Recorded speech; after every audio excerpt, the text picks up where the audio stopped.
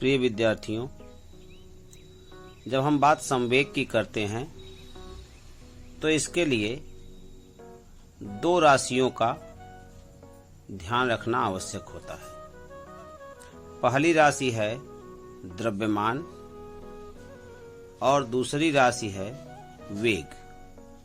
द्रव्यमान अर्थात मास और वेग अर्थात वेलोसिटी। अब ये कैसे, हम बात कर लेते हैं। दो राशियों की हमें आवश्यकता है। पहली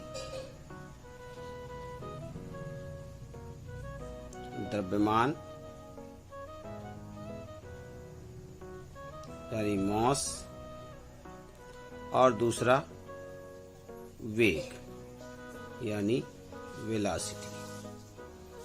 इन दो राशियों की आवश्यकता हमको पड़ती है।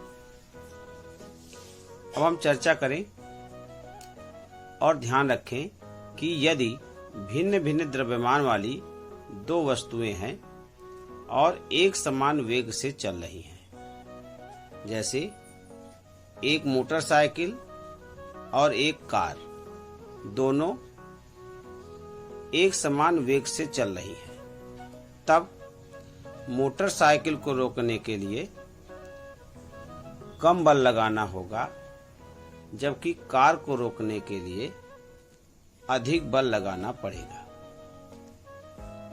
ऐसा क्यों होगा, इसका व्याख्या अभी हम करेंगे। दूसरी ओर यदि समान द्रव्यमान की दो वस्तुएं भिन्न भिन्न गतियों से गतिमान हैं, उदाहरण के लिए हमने दो कार लिया और दोनों कार एक ही कंपनी की है, एक ही मॉडल की है। अब दोनों कार, एक कार की गति 40 मीटर पर सेकंड के रेट से हम चला रहे हैं, दूसरी कार को हम 60 किलोमीटर पर घंटे के रेट से चला रहे हैं। पहली वाली को 40 किलोमीटर प्रति घंटे के रेट से, दूसरी को 60 किलोमीटर प्रति घंटे के रेट से चला रहे हैं। तब किसको रोकने में ज्यादा बल लगाना होगा? जो 60 किलोमीटर पर घंटे के रेट से कार चल रही है, उसको रोकने में अधिक बल लगाना होगा। इस प्रकार हम देखते हैं कि यदि किसी वस्तु की विरामावस्था अथवा गतिकी अवस्था में परिवर्तन करना है तो आरोपित बल वस्तु के द्रव्यमान और वेग दोनों पर निर्भर करता है। इसीलिए द्रव्यमान और वेग दोनों के संबंध को प्रदर्शित करने के लिए जो राशि प्रयोग की गई है उसको संवेग कहते हैं। परिभाषा के रूप में किसी वस्तु के द्रव्यमान और वेग के गुणनफल को संवेग कहते हैं। सूत्र लिखते हैं, संवेग P बराबर द्रव्यमान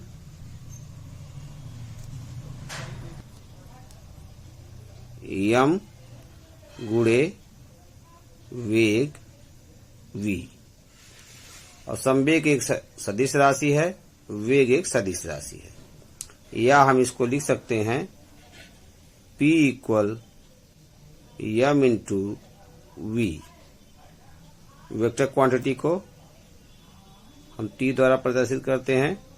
इस प्रकार हमको एक फार्मूला प्राप्त होता है, P equal m into v। अर्थात किसी वस्तु का संवेग उसके द्रव्यमान और वेग के गुणनफल के बराबर होता है। संवेग एक सदिश राशि है, यानी वेक्टर क्वांटिटी है। m के s और SI प्रणाली में संवेग का मात्रक किलोग्राम मीटर सेकंड इनवर्स 1 या न्यूटन सेकंड होता है। न्यूटन सेकंड या किलोग्राम मीटर सेकेंड इनवर्स 1।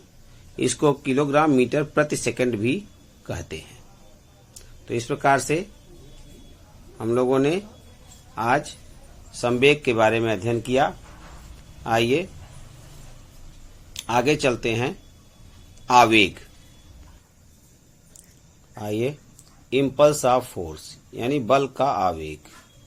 जब कोई बड़ा बल F किसी वस्तु पर अल्प समयांतराल यानी डेल्टा t के लिए आरोपित होता है तो बल तथा समयांतराल के गुणनफल को बल का आवेग या संक्षेप में इसको आवेग कहते हैं। सूत्र है बल का आवेग I बराबर बल F गुणे समयांतराल डेल्टा t।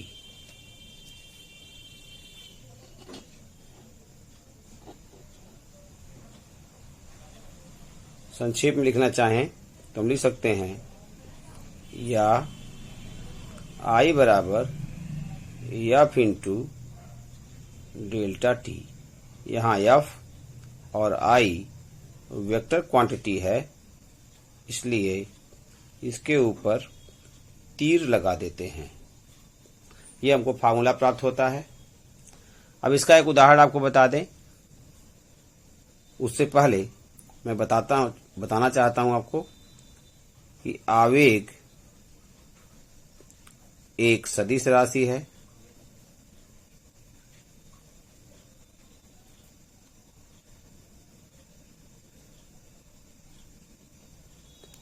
m के s